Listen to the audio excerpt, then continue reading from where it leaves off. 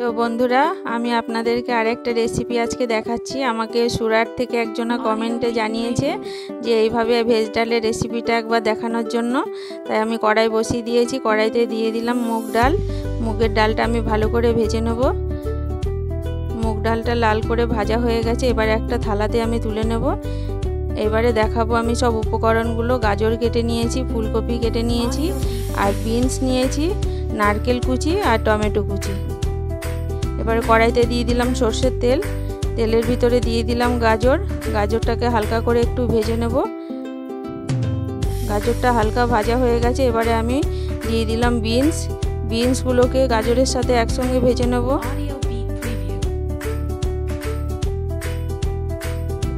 একটু ভাজা হয়েছে।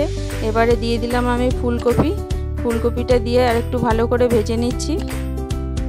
এবারে দিয়ে দিলাম নারকেল কুচি। নারকেল কুচিটা দিয়েও আমি আরেকটু নেড়ে নেব। এবারে ভেজে রাখা মুগ ডালটাকে 10 মিনিটের জন্য আমি ভিজিয়ে রেখে দেবো। এবারে সবজিটাতে দিয়ে দিলাম পরিমাণ মতো হলুদের গুঁড়ো, পরিমাণ মতো নুন। এবারে একটু ভালো করে ভেজে নেব। এবারে দিয়ে দিলাম সেদ্ধ করে রাখা মটরশুঁটি। মটরশুঁটিটা দিয়ে আমি আরেকটু ভেজে নেব। ভাজা হয়ে গেছে। আমি এবার একটা বাটিতে তুলে নিচ্ছি। সবটা আমার তোলা হয়ে গেছে। এই যে দেখুন, দিয়ে দিলাম কড়াইতে জল। জলটা একটু ফুটিয়ে নেব। দিয়ে দিলাম পরিমাণ মতো নুন। এবারে দিয়ে দেব ভিজিয়ে ধুয়ে রাখা মুগ ডালগুলো। এই যে দেখুন বন্ধুরা, কত সুন্দর ফুটে উঠেছে। আমি এবারে একটু নেড়ে দেবো। এইভাবে ঘুরিয়ে নেড়ে দিতে হবে, তবে আর উপরের দিকে ফুটে উঠবে না। মুগ ডালটা ফুটছে। এবারে আমি 5 মিনিটের জন্য ঢাকা দিয়ে রেখে দেবো।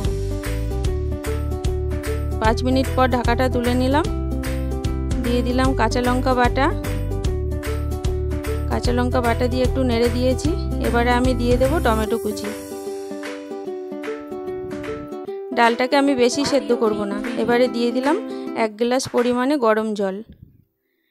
গরম জলটা দিয়ে পরিমাণ মতো হলুদের গুঁড়ো দিয়ে দিলাম। একটু নেড়ে দিচ্ছি। এবারে দিয়ে দিলাম ভেজিটেবল সবজিগুলো সব। আমি যে সবজিগুলো সব ভেজে রেখেছিলাম সব দিয়ে দিয়েছি। দিয়ে 2 মিনিটের জন্য ঢাকা দিয়ে দিয়েছিলাম। 2 মিনিট পর ঢাকাটা তুলে নিয়েছি। আবার আমি ঢাকা দিয়ে দিয়েছি। আবার ঢাকাটা তুলে নিলাম। এবারে একটা গামলাতে আমি ঢেলে নিয়েছি। এবারে ফোড়ন দেবো। সর্ষের তেল দিয়ে দিলাম গোটা জিরে,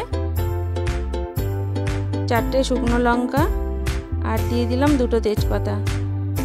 এবারে একটু নেড়ে নিচ্ছি ফোড়নটাকে। এবারে দিয়ে দিলাম আদা বাটা।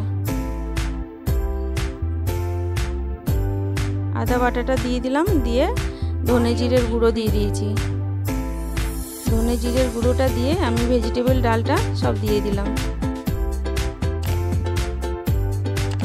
ডালটা দিয়ে ভালো করে একটু ফুটিয়ে নেব। দেখুন বন্ধুরা, কত সুন্দর কালার এসেছে। দিয়ে দিলাম স্বাদ মতো চিনি। এবারে সবশেষে দিয়ে দেবো আমি বেটে রাখা গরম মশলা। গরম মশলা দিয়ে রেডি হয়ে গেল আমার ভেজ ডাল। দেখুন, দেখতেও যেমন সুন্দর হয়েছে, খেতেও খুবই টেস্টি। আপনাদের ভালো লাগলে অবশ্যই আমাকে কমেন্টে জানাবেন। ভালো থাকবেন বন্ধুরা। নমস্কার।